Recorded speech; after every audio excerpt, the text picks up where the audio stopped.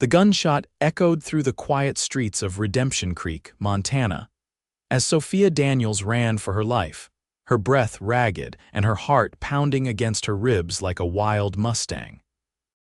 It was 1876, and the dust kicked up behind her boots told a story of desperation as she fled from Sheriff Warren Blackwood, a man whose badge concealed the darkest of hearts. Sophia's legs burned as she pushed forward, the hem of her torn dress catching on sagebrush as she abandoned the small frontier town that had been her prison for the past year. The setting sun cast long shadows across the rugged landscape, painting the rolling hills in hues of amber and gold. Her lungs screamed for relief, but the memory of the sheriff's cruel hands and whispered threats propelled her onward. "Stop right there, Sophia," the sheriff's voice boomed behind her, carried by the wind. "You won't get far, darlin'. This territory belongs to me." Another shot rang out, splintering the bark of a nearby pine. Sophia ducked instinctively but didn't slow her pace. The lies the sheriff had spread about her, accusing her of theft and worse, had turned the townspeople against her. No one had believed her when she'd spoken of his unwanted advances, his threats, his violence. Ahead, beyond a thicket of juniper, Sophia spotted a property line marked by a weather-beaten fence. A ranch sprawled beyond it, the Double D Ranch, if she remembered correctly from town gossip. She'd heard its owner was a reclusive man who rarely came to town, preferring the company of cattle to people. It was her only hope. With the last of her strength, Sophia scrambled over the fence, tearing her already ragged skirt. The moment her feet touched the ground on the other side, she collapsed, her body trembling from exhaustion and fear. She could hear hoofbeats approaching. The sheriff wouldn't hesitate to trespass to reclaim his prey.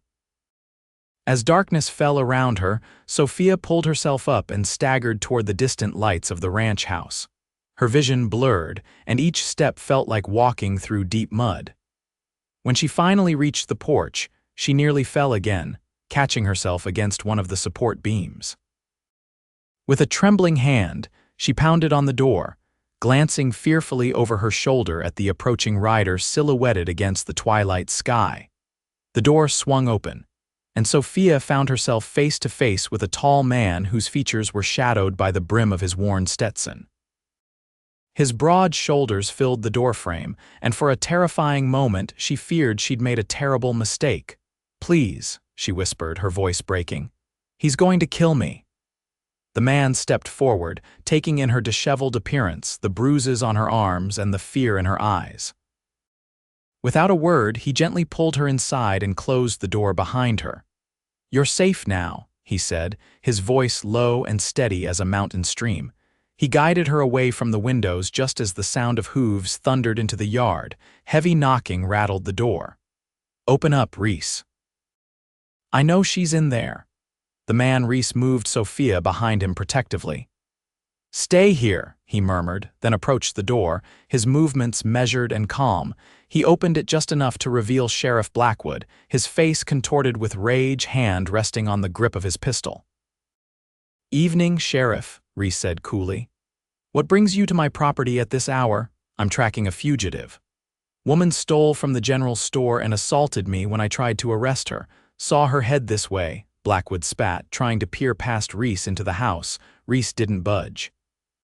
"Haven't seen anyone, but I don't appreciate armed men riding onto my land after sundown. Makes my horses nervous."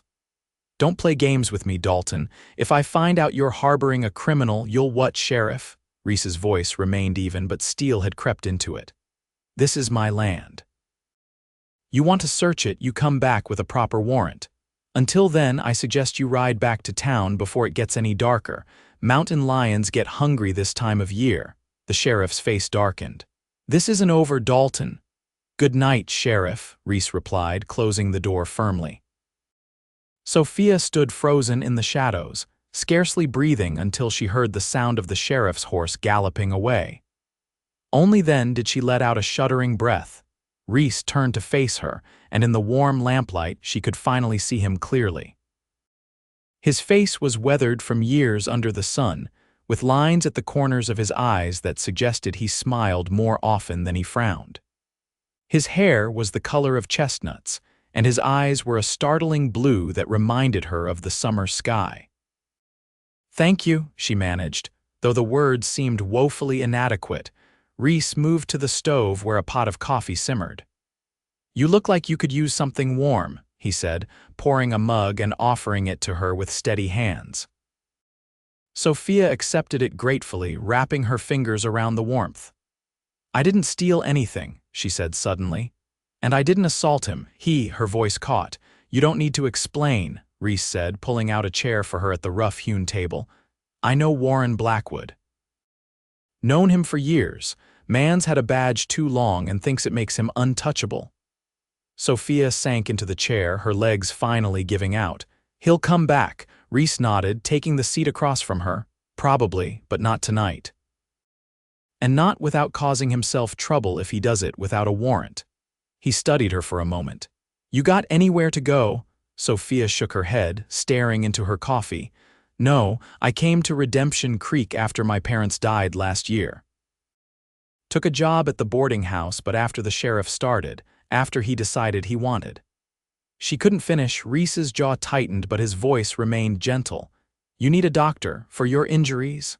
"No," she said quickly, "just some rest. I'll move on tomorrow." "I don't want to bring trouble to your door." The cowboy's expression softened as he leaned forward slightly. "You belong here," he said simply. "At least until we figure out how to handle Blackwood. I've got a spare room. It's yours for as long as you need it." Sophia looked up, searching his face for any hint of deception or hidden motive. She found none, only a straightforward kindness that she'd almost forgotten existed. "Why would you help me? You don't even know me." Reese stood and walked to a cabinet, pulling out a clean cloth and wetting it in a basin of water. He returned and gently offered it to her for the cut on her cheek she hadn't even realized was there. "My ma taught me that you measure a man by how he treats those who can't do anything for him in return," he said. "I've got more than enough space here, and you clearly need somewhere safe." He paused. Besides, Warren Blackwood's had this coming for a long time. As Sophia dabbed at her cheek, she felt something unfamiliar bloom in her chest. Hope, perhaps, or maybe just the first breath of freedom. "I'm Sophia," she said. "Sophia Daniels. Reese Dalton," he replied with a slight nod. "Welcome to the Double D Ranch, Miss Daniels." The spare room was small but clean, with a narrow bed covered in a patchwork quilt that smelled of sunshine and cedar. A dresser stood against one wall, and a small window overlooked the eastern pasture. "It's not much," Reese said, placing a lantern on the bedside table, "but it's yours for now." "It's perfect," Sophia replied honestly. After months of fearing every nightfall in town, the simple room felt like a sanctuary. "Bathrooms down the hall. There's clean towels in the chest, and I'll find you some clothes to sleep in." He hesitated at the door. "Lock this behind me." "Not that you need to, but might help you rest easier." After he left, Sophia did just that, then sank onto the edge of the bed. Exhaustion crashed over her in waves, but her mind raced with questions. How long could she stay here? What would happen when the sheriff returned? Could she trust this quiet cowboy who'd opened his home to her?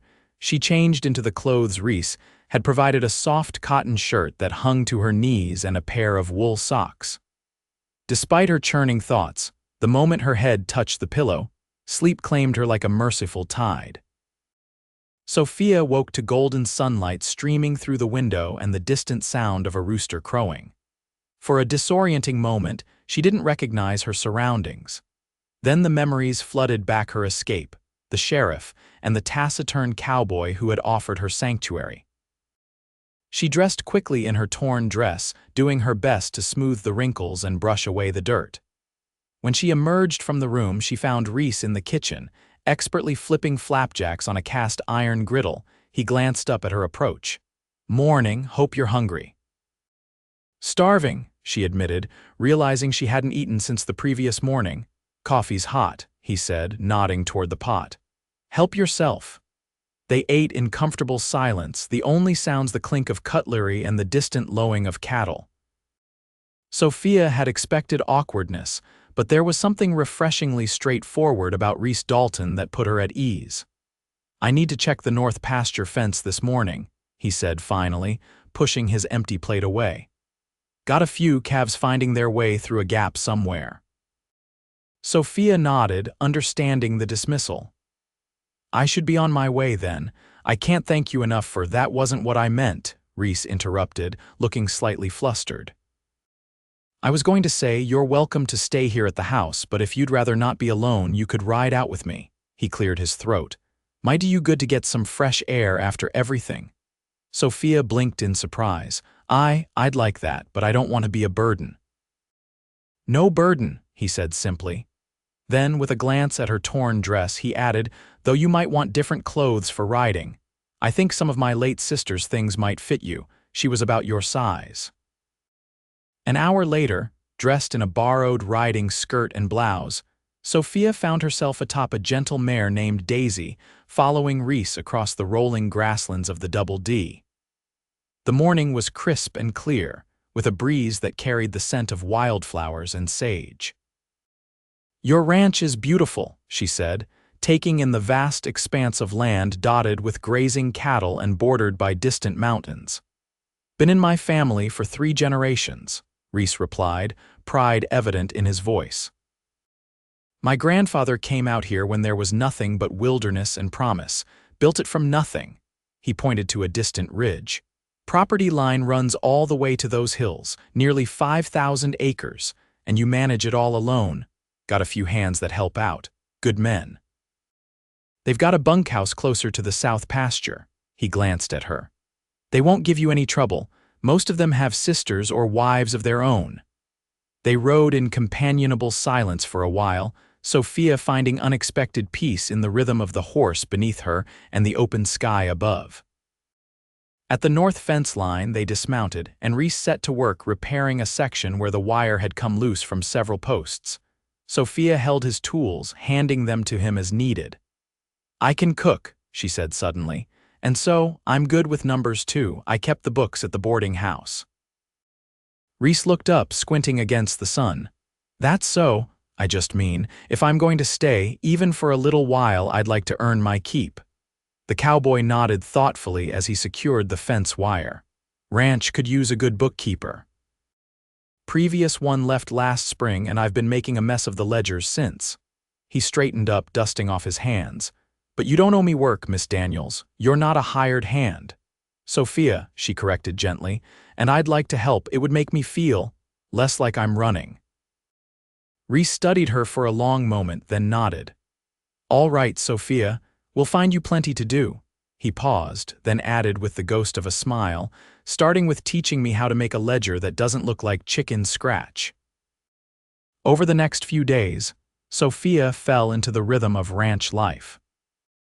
She organized Reese's chaotic account books, mended torn shirts and linens, and took over the cooking duties, much to the delight of both Reese and his 3 ranch hands Miguel, Josiah, and elderly Hank, who'd been with the Dalton family since Reese was a boy. She found unexpected joy in the simple routines and the openness of the land around her. For the first time in years, she didn't feel the need to look over her shoulder constantly or flinch at unexpected sounds.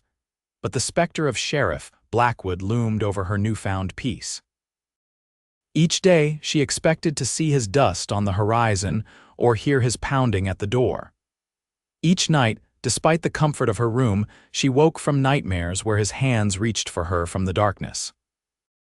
On the 5th morning, as she kneaded dough for bread on the kitchen table, Reese entered with a grave expression that made her heart sink. "Sheriff's in town, asking questions," he said without preamble. "Hank just rode in from picking up supplies and heard him at the general store." Sophia's hands stilled in the dough. "What kind of questions?" "About you, whether anyone's seen a woman matching your description." Reese leaned against the doorframe, his blue eyes troubled. "He's spinning quite a tale, says you're wanted in 3 counties for theft and fraud. Says you've done this before, targeting lonely men for their money." "That's absurd," Sophia exclaimed, anger temporarily overriding her fear. I know, Reese said firmly. Don't need to convince me, but he's the law in these parts and people listen to a man with a badge. Sophia wiped flour from her hands, her mind racing. I should leave, tonight. He won't stop looking and I won't have you risking your ranch or reputation for me. Running won't solve anything, Reese countered, crossing the room to stand before her. He'll just keep spreading his lies and you'll never stop looking over your shoulder. What choice do I have? She asked, voice breaking. It's my word against his. Reese's expression softened as he reached out, hesitating briefly before gently brushing a strand of hair from her face. Maybe not. Hank mentioned something else. Apparently, 2 women have left town in the past year under similar circumstances. Both accused of crimes by the sheriff, both disappeared before they could be tried. Other women. Do you think they also refused his advances? Probably. Reese's jaw tightened. One was the schoolteacher, the other worked at the saloon. Different women, same story. Even if that's true, they're gone now. It doesn't help me. Maybe not, Reese agreed. But Hank also said the new telegraph operator's wife, Martha Jenkins, has been asking questions about Blackwood. Seems her sister had a run-in with him back east, years ago, before he came to Montana. Sophia's eyes widened. You think she might help me? Worth finding out. Reese straightened. I need to ride into town tomorrow anyway. I could speak with her, feel out whether she might be sympathetic. No, Sophia said firmly. If anyone's going to talk to her, it should be me. She saw his protest forming and added, I can't hide forever, Reese. And if there's even a chance of clearing my name, I have to try. Reese studied her for a long moment, then nodded slowly. All right, but you won't go alone. We'll go together day after tomorrow, market day. Town will be busy, easier to move about without drawing attention. Sophia nodded, feeling a curious mixture of terror and resolve. Thank you. Later that evening, after dinner had been cleared away and the ranch hands had returned to their bunkhouse, Sophia and Reese sat on the porch, watching as twilight painted the distant mountains in deepening shades of purple. Tell me about your family, Sophia said, breaking the comfortable silence between them. You mentioned your sister. A shadow passed over Reese's face, but his voice remained steady. Elizabeth, she was 4 years younger than me. We lost her to fever 3 winters ago. Our parents died when I was 22. Wagon accident on the mountain pass. Been running the ranch since then. I'm sorry, Sophia murmured. It must be lonely sometimes. Reese considered this, gazing out at his land. Used to think being alone was simpler. No one to worry about, no one to disappoint. He glanced at her. What about you? You mentioned your parents passed. Sophia nodded, wrapping her shawl tighter around her shoulders as the evening cooled. Influenza took them both within a week of each other. We had a small farm in Nebraska. After they died, there was nothing left. The drought had already taken most of it, so I sold what little remained and came west, looking for a fresh start. She gave a bitter laugh. Found Sheriff Blackwood instead. How'd you end up in his crosshairs? Sophia sighed, the memories still raw. I rejected him. Repeatedly, he'd come to the boarding house with small gifts, offers to escort me to church socials. When I declined, he became insistent. Said a woman alone needed protection in these parts. When I told him I preferred to remain alone, he grew angry. Started spreading rumors, watching me. Then came the accusations of theft. Reese's hand clenched on the armrest of his chair. Man like that doesn't deserve a badge. No, she agreed softly. He doesn't.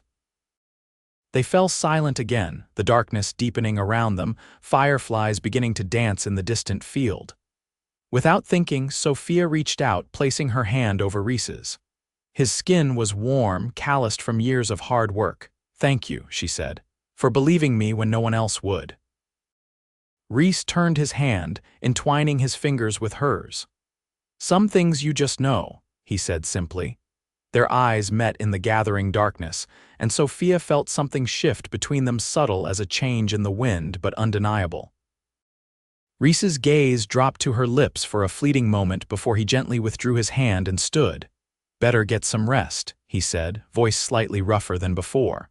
Long ride to town day after tomorrow. Sophia nodded, suddenly aware of the rapid beating of her heart.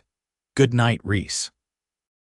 "Good night, Sophia," he replied, his eyes lingering on her face before he turned and went inside. That night, for the first time since her arrival at the Double D, Sophia's dreams were not haunted by Sheriff Blackwood. Instead, she dreamed of blue eyes and gentle hands, of safety and belonging. The following day passed in a flurry of preparations for their journey to town. Reese seemed unusually distant, spending most of the day out with the cattle. Sophia busied herself with chores, trying not to dwell on the moment they'd shared on the porch or the uncertainty that awaited her in Redemption Creek. By sundown, her nerves were stretched thin. After dinner, she retreated to the porch, hoping the cool evening air would calm her racing thoughts. She hadn't been sitting long when she heard the door open behind her. Reese stepped out, carrying 2 mugs of coffee. He handed one to her without a word, then took the seat beside her. "Nervous about tomorrow?" he asked after a moment. "Terrified," she admitted, "but also ready. One way or another, I need this to end." Reese nodded, staring out at the darkening landscape. "I've been thinking," he said slowly, "about what happens after. After we deal with Blackwood, if things go our way." He glanced at her, then back at his coffee. "You said you came west looking for a fresh start." "I did," she confirmed, wondering where he was leading. Reese seemed to struggle with his words, which was unusual for a man typically so direct. "What I'm trying to say is, there's a place for you here if you wanted it, not just temporary."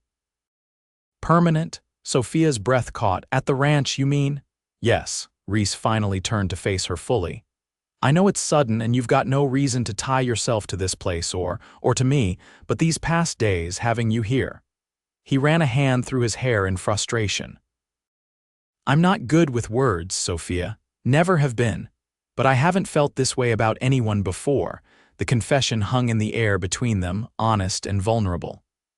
Sophia felt her heart swell with unexpected joy, even as caution urged her to temper it. "Reese, we barely know each other," she said gently. "I know," he acknowledged. "And I'm not asking for promises. Just think about it. Whatever happens tomorrow, you have a home here if you want it." Sophia reached for his hand, intertwining their fingers as they had the night before. "I will think about it," she promised. "And Reese, I feel it too, this connection between us. I just need time." His smile was like sunrise breaking over the mountains. "Time we've got plenty of," he said, squeezing her hand. They sat together in companionable silence as stars emerged overhead, neither feeling the need for more words. Tomorrow would bring its own challenges, but for tonight, this moment of understanding was enough. Dawn broke clear and cool over the Double D Ranch as Sophia and Reese prepared for their journey to Redemption Creek. Sophia wore another of Elizabeth's dresses, a modest blue calico that complemented her eyes, and a bonnet that would help shield her face from casual observation. "Remember the plan," Reese said as he helped her onto her mount. "We'll go straight to the telegraph office. I'll make sure the way is clear, then you'll speak with Martha while I keep watch outside." Sophia nodded, her stomach knotted with anxiety. "And if we see the sheriff?" "We avoid him," Reese said firmly. "This isn't the day for confrontation. We're just gathering allies." The ride to town took nearly 2 hours, the conversation between them sparse as both were lost in their own thoughts. As they crested the final hill and Redemption Creek came into view, Sophia instinctively slowed her horse. The town was larger than the Double D by far, but still modest by most standards, a single main street lined with wooden buildings, a church steeple rising above the others, and scattered homes on the outskirts. Market day had brought wagons and visitors from outlying homesteads, creating a bustle of activity that would help them move about unnoticed. "Stay close," Reese murmured as they rode in. "Keep your head down." They tied their horses at a hitching post 2 buildings down from the telegraph office. Reese helped Sophia dismount, his hands lingering at her waist a moment longer than necessary. His eyes searched hers. "Ready?" She took a deep breath and nodded. "Ready?" They moved through the crowded street, Reese slightly ahead, creating a path for her. Sophia kept her eyes lowered, her heart hammering with each step. The telegraph office was just ahead when a familiar voice cut through the market day noise. Well, if it isn't Reese Dalton, finally decided to rejoin civilization, have you? Sheriff Blackwood stood directly in their path, thumbs hooked in his belt, a dangerous smile playing on his lips. His gaze slid from Reese to Sophia, and his smile widened with recognition. "And look who we have here," he drawled. "The thief herself." "Saving me the trouble of riding out to arrest you, Dalton." Reese moved subtly, positioning himself between Sophia and the sheriff. "We're just here for supplies, Warren. No need to cause a scene." People had begun to notice the confrontation, conversations quieting as townsfolk turned to watch. Sophia felt panic rising in her throat as Blackwood's hand drifted toward his gun. "Step aside, Dalton. That woman's wanted for theft and assault on an officer of the law. She's coming with me." "No," Reese said firmly. "She's not." The sheriff's eyes narrowed. "That sounds like interference with the law, Dalton. Could get a man shot." "Or a sheriff removed from office," came a new voice. An elderly man in a fine suit pushed through the gathering crowd. Judge Harrison Montgomery, the circuit judge whose word was law in 3 counties, regarded the scene with stern disapproval. "What's this about, Sheriff Blackwood? Why are you threatening one of our most respected ranchers in the middle of the street?" Blackwood straightened, his demeanor instantly more respectful. "Just doing my job, Your Honor. This woman is wanted for crimes against—" "That's a lie," Sophia interrupted, finding her courage. She stepped forward, ignoring Reese's attempt to keep her behind him. "The only crime I committed was refusing the sheriff's unwanted advances." A murmur ran through the crowd. Judge Montgomery's bushy eyebrows rose as he studied Sophia, then the sheriff. "Serious accusation, young lady," he said gravely. "And not the first," came another voice. A petite woman with copper-colored hair pushed forward Martha Jenkins, the telegraph operator's wife. "My sister experienced the same treatment from Sheriff Blackwood in Wyoming Territory 3 years ago. That's why he left so suddenly to come here." The sheriff's face darkened with rage. "These are baseless lies, Your Honor. This woman has clearly bewitched Dalton and is now trying to slander me to escape justice." "Is it slander that Ellen Baker, our schoolteacher, left town under similar accusations?" Martha challenged. "Or Lily from the saloon?" "Both accused of crimes by you, both gone before they could defend themselves." More voices joined in, the crowd's mood shifting as people began to share their own observations and suspicions. Blackwood's hand moved toward his gun again, his face contorted with fury. "That's enough." Judge Montgomery thundered, silencing the crowd. He turned to the sheriff. "Warren Blackwood, in light of these accusations, I'm temporarily relieving you of your duties pending an investigation." "You can't do that," Blackwood snarled. "I most certainly can," the judge replied coldly. "And I'd suggest you surrender your weapon before you do something truly regrettable." For a tense moment, it seemed the sheriff might draw anyway. Then, seeing the resolute faces around him, he slowly unbuckled his gun belt and threw it to the ground in disgust. "This isn't over," he spat, glaring at Sophia. "Actually," said Judge Montgomery, "I rather think it is." 2 days later, Sophia sat on the porch of the Double D Ranch, watching the sunset paint the sky in brilliant oranges and golds. The events in town had unfolded with startling rapidity after the confrontation.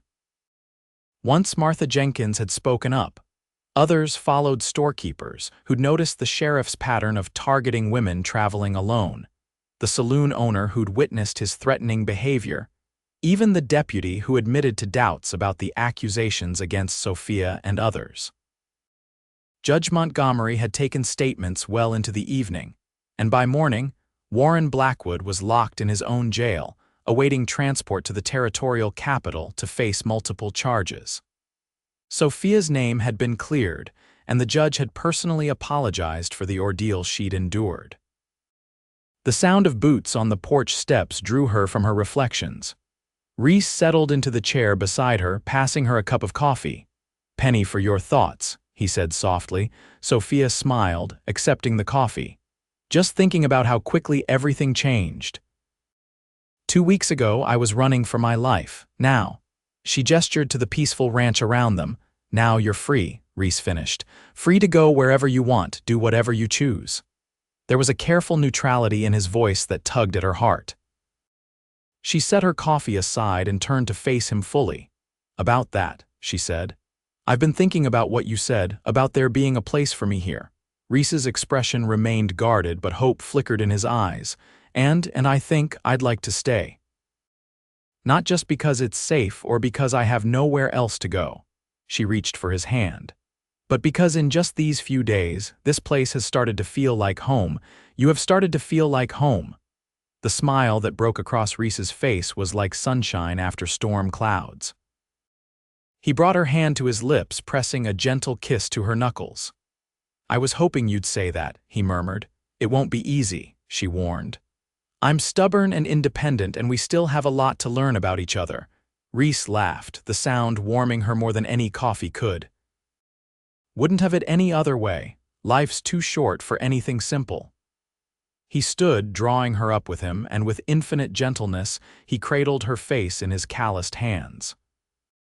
I'm not a man of many words, Sophia Daniels, but I want you to know that from the moment you showed up on my doorstep, something changed. It was like a piece of me I didn't know was missing suddenly fell into place. Tears pricked at Sophia's eyes as she placed her hands over his. I felt it too. That night when you said you belong here, part of me knew it was true even then. Reese leaned forward, resting his forehead against hers. May I kiss you, Sophia? He whispered. Please, she breathed. His lips met hers with tender reverence, a kiss that spoke of new beginnings and promises yet to be made. When they finally parted, stars had begun to appear in the darkening sky. Welcome home, Sophia, Reese murmured against her lips. And as night fell over the Double D Ranch, Sophia knew with absolute certainty that she had finally found where she belonged, not just a place of safety, but a place of love, in the arms of a cowboy who had opened his heart as readily as he had opened his door. 3 years later, Sophia stood on that same porch, watching as Reese taught their 2-year-old daughter, Elizabeth Rose, to pet a gentle foal. The little girl's delighted laughter carried across the yard, making Sophia's heart swell with joy. The Double D Ranch had flourished under their joint care. Sophia's head for business had expanded their cattle operation, while Reese's steadfast management kept everything running smoothly. They'd built a life together filled with hard work, respect, and deepening love. Warren Blackwood was long gone, serving time in the territorial prison. Judge Montgomery had made good on his promise of justice, and in the process, had become a regular visitor to the ranch, often bringing books for Elizabeth Rose and news from the expanding frontier. As Reese scooped up their daughter and walked toward the house, his face alight with happiness, Sophia reflected on the strange twist of fate that had brought her here, how a desperate escape had led to the greatest happiness she'd ever known. What are you thinking about, Mrs. Dalton? Reese asked as he climbed the porch steps, Elizabeth Rose squirming to be put down. Sophia smiled, placing a hand on her slightly rounded belly where their second child grew. Just that sometimes, the worst moments of our lives can lead us exactly where we're meant to be. Reese set their daughter down to toddle toward her wooden toys, then pulled Sophia into his embrace. I thank God every day that you ran onto my land, he murmured, pressing a kiss to her temple. And I thank God every day that you opened your door, she replied, standing on tiptoe to meet his lips with hers. And your arms and your heart. As the sun set over the Double D Ranch, painting the land in gold and promise, Sophia knew that some journeys, no matter how difficult their beginnings, led exactly where they were meant to home, to the place and the people where you truly belonged.